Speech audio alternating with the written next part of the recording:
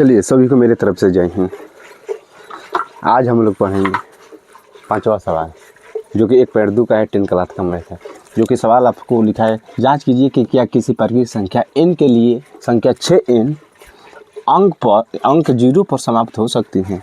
लिखा है, जांच कीजिए कि किसी प्रकृत संख्या n के लिए संख्या 6n अंक 0 पर समाप्त हो सकती है। जी नहीं हो सकती है। तो आइए कैसे नहीं हो सकती है।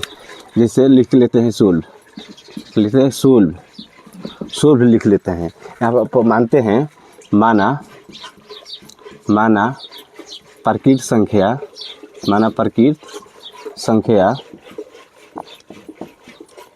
n बराबर 3 ले लीजिए, n बराबर 3, क्योंकि 3 एक प्रकृत संख्या है, 3 एक प्रकृत, क्योंकि आपको मैंने हर चीज़ बता चुका हूँ ना।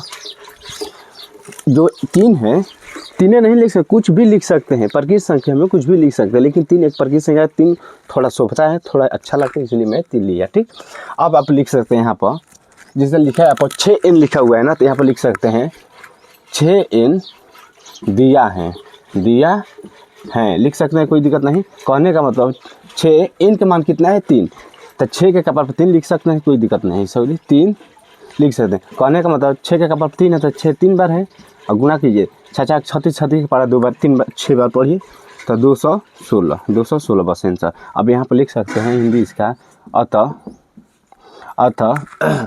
6n अंक 0 पर समाप्त नहीं हो सकती। क्यों नहीं हो सकती? कहने का मतलब जब भी इसको बनाइएगा तो आपको मान कभी भी 0 नहीं आ सकेगा। अगर 0 आएगा तो मान लीजिए वो 6n पर 0 समाप्त हो जाएगी। लेकिन देखिए, जो इसको मैं बनाया, लेकिन 216 आया, 0 तो नहीं आया ना। जब 0 आएगा तो आपको n पर 6n पर समाप्त होगा। अगर 0 नहीं आया तो 6n पर प्राप्त नहीं होगा, 6n पर प्राप्त नहीं होगा। अब इसके आगे 6 नंबर हम सवाल पढ़ेंगे। इसके आगे 6 नंबर,